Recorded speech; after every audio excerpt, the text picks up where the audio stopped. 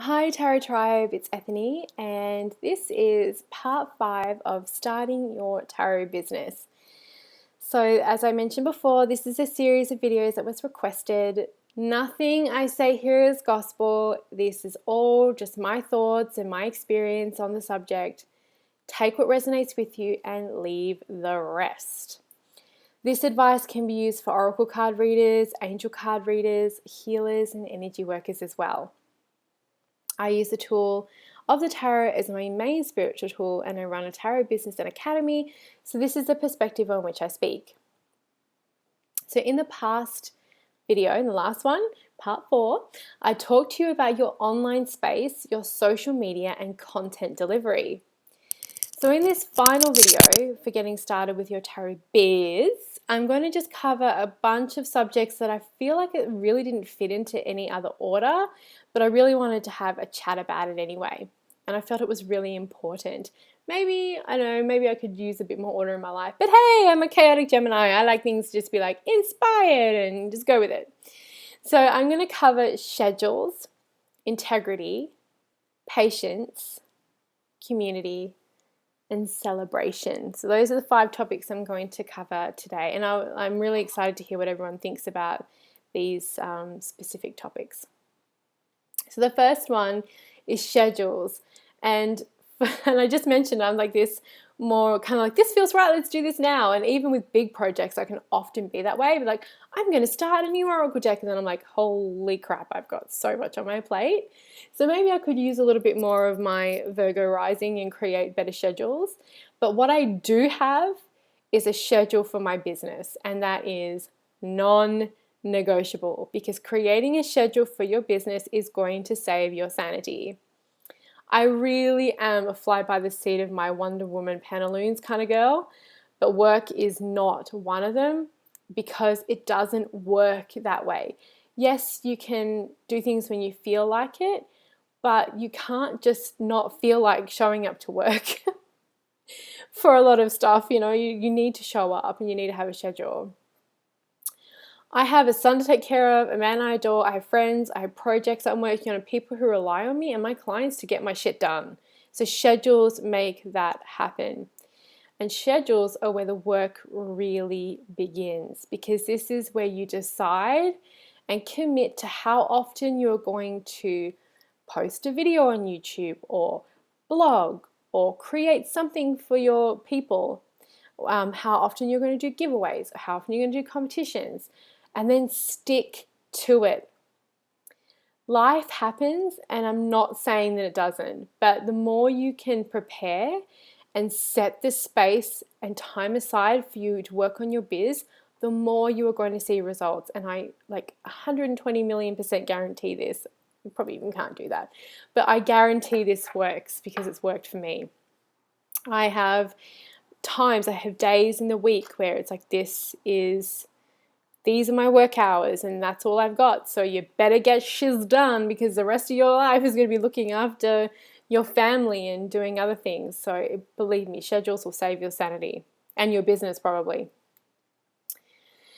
So integrity is the second thing I want to kind of touch on, and it's a really juicy subject. But for me it's showing up for your work 100% and delivering on what you promise for your clients, and then keeping in contact if something goes down shit creek and you can't get something done on time.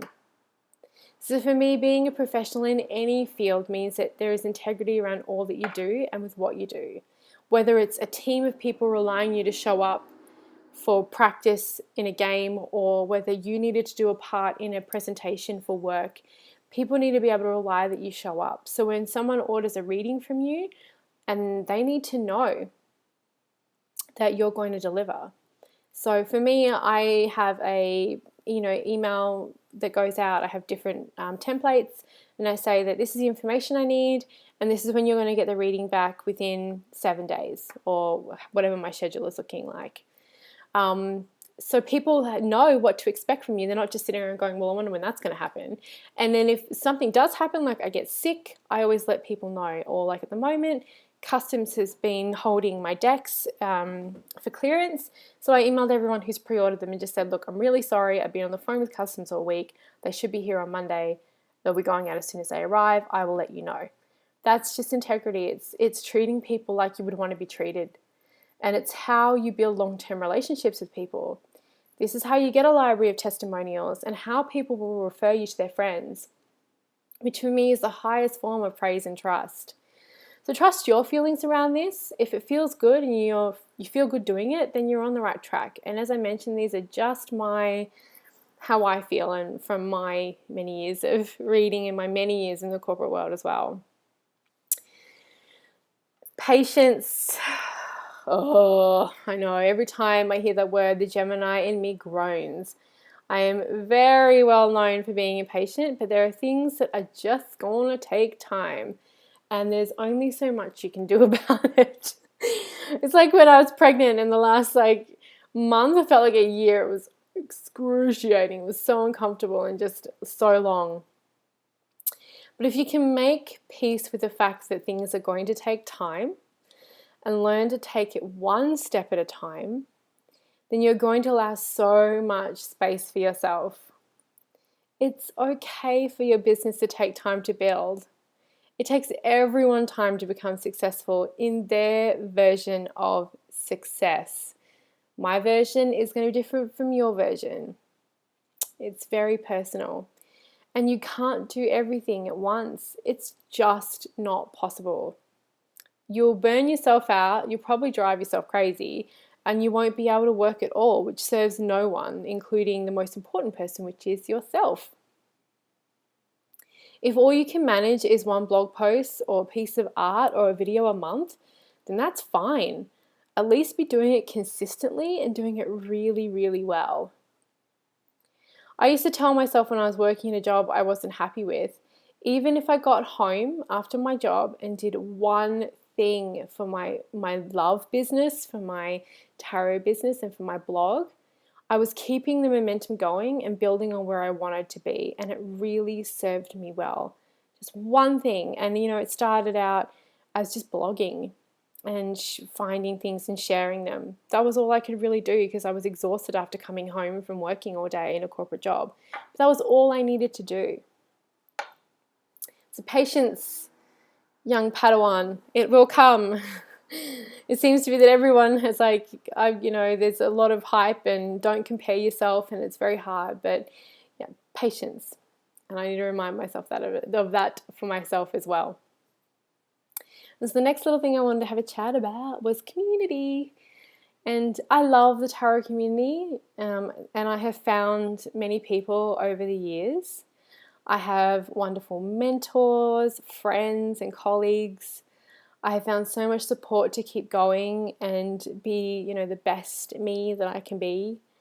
Any community is going to have drama, but I do my level best to stay out of it. I really don't need it and or want it in my life.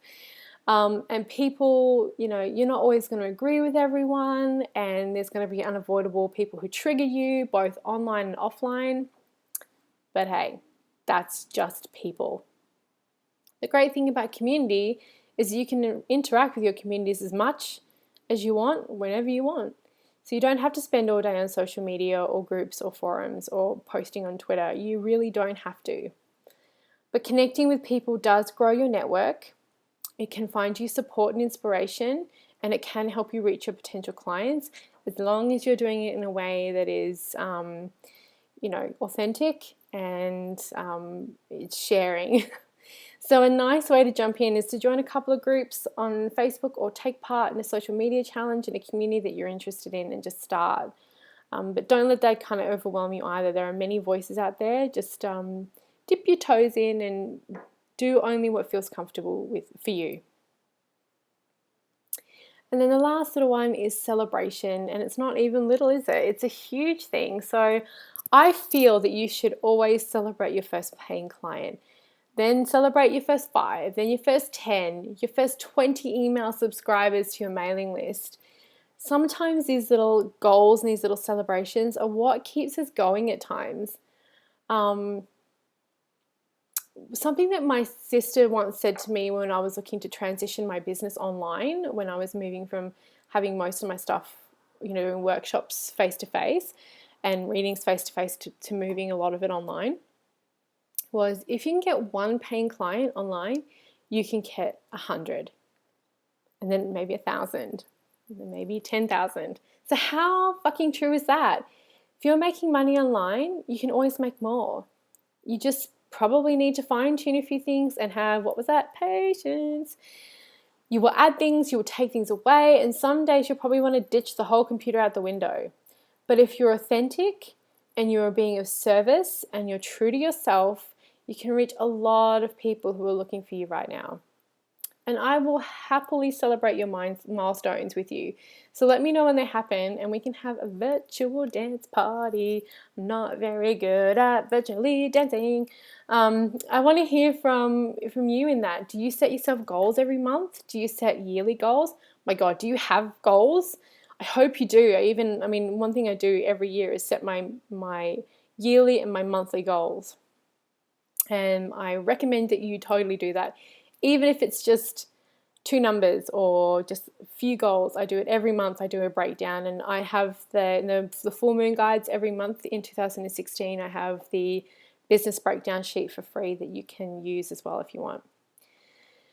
So this is the final one for me, looking at starting your own tarot business. It was a simple starting point for you. I hope that you found something in here that you've either been able to action, or that it's gotten you thinking about things. Some of these subjects are very deep, so I may look at them further. So I want to hear from you. I want to know what you want to learn about running a spiritual entrepreneurial business. So let me know so I can make a video for you.